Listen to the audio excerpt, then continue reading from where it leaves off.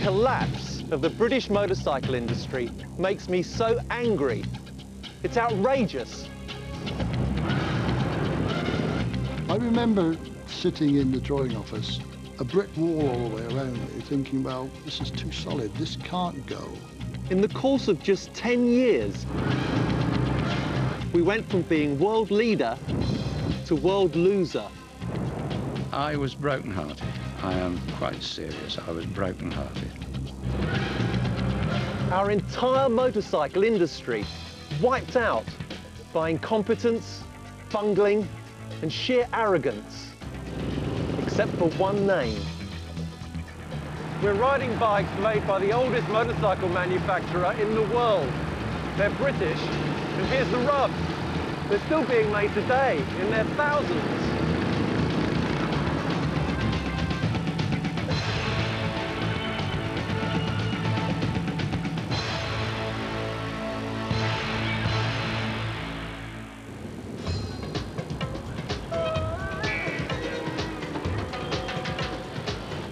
This is a Pulling Power exclusive. 30 years after the factory in England closed its doors for the last time, here is a brand new engine from Royal Enfield. It's the super low emissions lean burn unit which powers the Bullet Machismo. Only I've had to come 5,000 miles to India to get my leg over it. Yes, they've called it Machismo. But I can forgive that, because what's happening in India should make those responsible for the death of Britain's motorcycle industry hide their heads in shame. The company today is still making and selling around 25,000 bikes a year.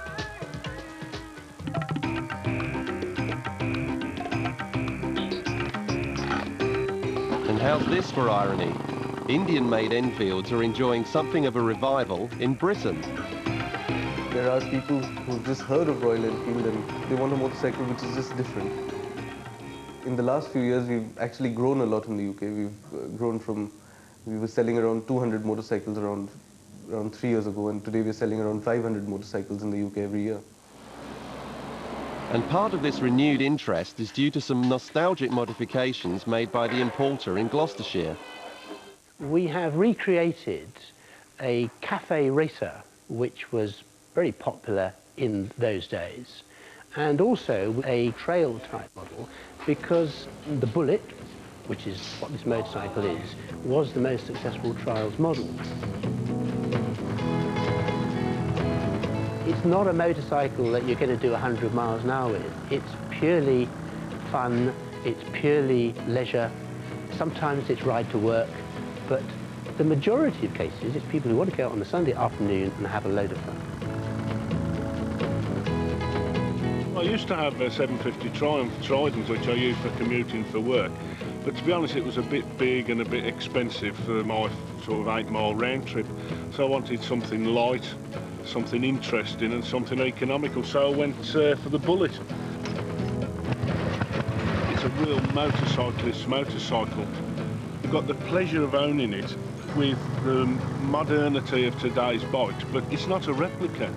This is a 1950s motorcycle, but it was built today. Keith Hart's bike was made 100 years after Royal Enfield's first two-wheel machine. Imagine the thrill of riding one of these in 1901, and the buzz from making the first of these revolutionary machines at a new purpose-built factory in Redditch in Worcestershire.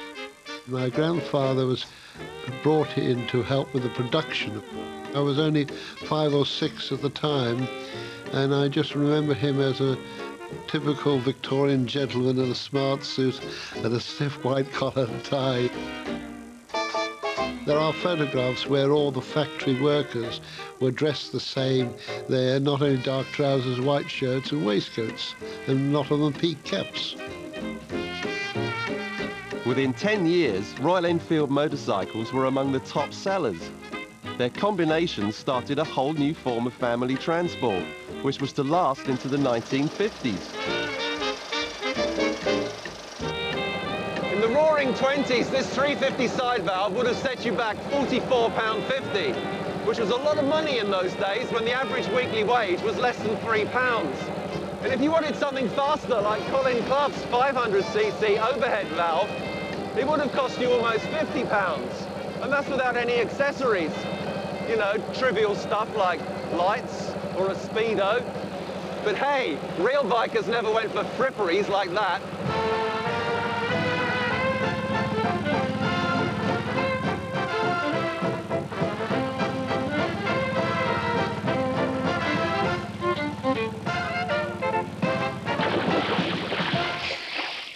By the 1930s, Enfields were starting to look like proper motorcycles instead of just weird contraptions.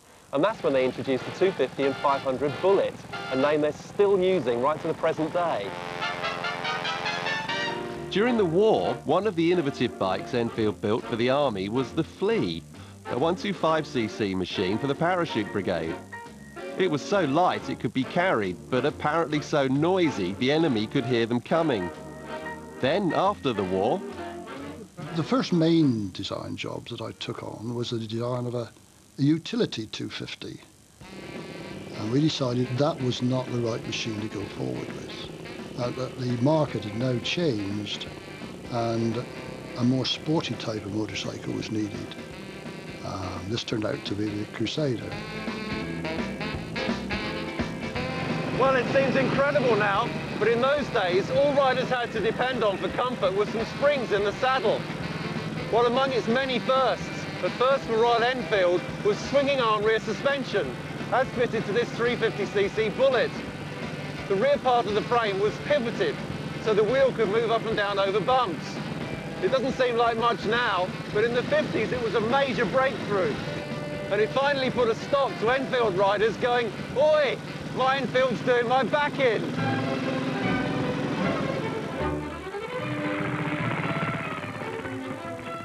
And after a minute inspection of the hill, Johnny Britton displays his mastery by making it look oh so easy. Enfield never won TTs like Norton or had the sexy image of Triumph.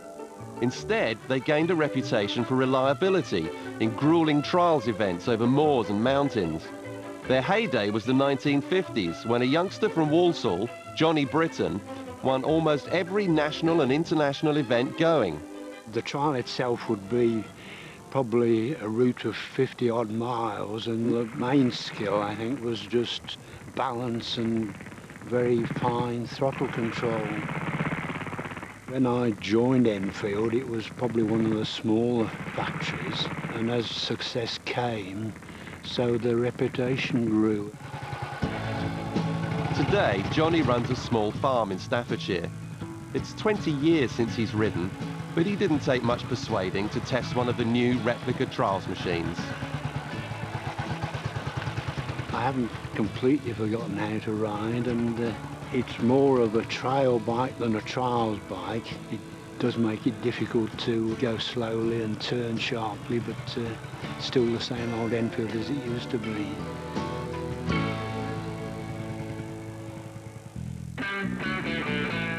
Enfield's experimental test riders also deserve some of the credit for the bike's reputation, even though testing was hardly scientific. Most of the work we did was just mileage on the road every day, putting mileage on gearboxes, engines. Occasionally things did go wrong, and generally it was a case of finding the nearest telephone box, ringing the works, and they came out with what we had was an old combination, and they used to load the machine on that. I used to get on the back and back to the works. The safety aspects of it was just ridiculous. 110 mile an hour, we was wearing berries. You know, we asked for crash helmets, and they said, "Oh, what do you want crash helmets for, you know? Well, in case you hit something." The testers, which were ripped to ribbons, were worn out.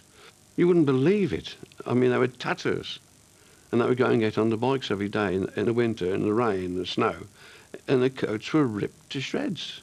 They went on strike, literally went on strike for some better clothing. They were there with string round them and all in tatters. There was no picketing or anything like that. They just didn't go to work. They went to the pictures because it was warm. In the mid-50s, Royal Enfield won an order from the Indian Army for 800 bullets, and it was the deal that saved the name. The whole factory really was governed to get these machines out to India. We then started sending machines to Madras in a knockdown condition, completely knocked down. And they really just started by reassembling them there. And then gradually they started saying we can make the frames, we can make the tanks or whatever, and eventually became self-supporting. The mid-1950s were good and profitable times for the company. They developed a range of 700cc twins capable of competing with Norton, Triumph and BSA. This, the Constellation, was a bike capable of 100 miles an hour. But the days of riding in all weather were coming to an end. Riders were starting to demand comfort, things like suspension and even a fairing. At that age, I was a typical motorcycle owner, and I thought of designing this machine as I would like it, suitable for taking my wife on the back, short touring journeys and things like that. The Airflow could be ridden in all weathers with just the tops of the toes of your shoes only getting dirty, and no muck thrown up the back of the wife's coat and things like that, which she used to complain of. It suits me fine. Go out every day on it, do the wife's shopping, use it to go and get the pension. I use it to do errands. Any chance I can take it out, I will do. It keeps the wind off the rider's shoulders, knees, which is most important, and the ankles. I think it's a pity that the rear enclosure as well wasn't included, because that did complete the job. I suppose the decision was that the market would stand the price of the front, but not the back enclosures. Now this is what makes me so angry about the demise of the British motorcycle industry. The Continental GT is a really sexy little motorcycle. It's got all the right bits: drop handlebars, a rev counter, an Italian-style fuel tank, and a top speed of 85 miles an hour. This is a great little bike, but by the time Royal Enfield got around to producing it, it was too late. The Japanese had got in there first.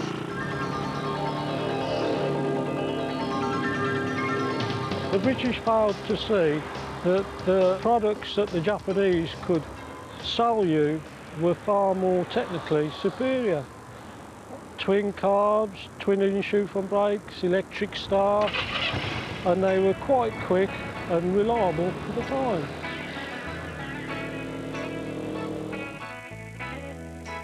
By the mid-60s, Royal Enfield, like many other British manufacturers, was struggling. Its models seemed to fade away under the onslaught of the superior Japanese. The company was taken over by Ian H.P. Smith, who brought in Leo Davenport to run the business. He'd had success as a TT racer, but seemed out of his depth managing the crisis at Enfield. They'd never manufactured motorbikes. They'd never retailed motorbikes. They didn't know anything about it, I'm afraid. I used to sell motorcycles to the police. And I said to the management, we are going to make some more of these, aren't we? Because they were cutting down all the time. And, oh yes, don't worry, go and get the order. I got the order, I put it into the works. I then found that we weren't going to make any more. I really think that even when they first took us over, they had in their mind the Redditch Development Corporation, which would want land and buildings. And ultimately, this is what happened. They sold it to them and auctioned off the assets of the company. I remember sitting in the drawing office thinking, well, this is too solid, this can't go. This has been here for 60, 70 years or so. Of course, eventually it was all reduced to rubble, which is just surprising. You just couldn't visualise this happening at the time. I was broken-hearted. I am quite serious. I was broken-hearted. My life was with Enfield. I never visualised anything else but retiring from the company. And that's where the Royal Enfield story would have ended if it hadn't been for that chance Indian deal for 800 bullets back in the 1950s. Because since they started making bikes in India, they've sold over 1 million 350 and 500cc bullets. In part 2, the Indian management's simple secret of success.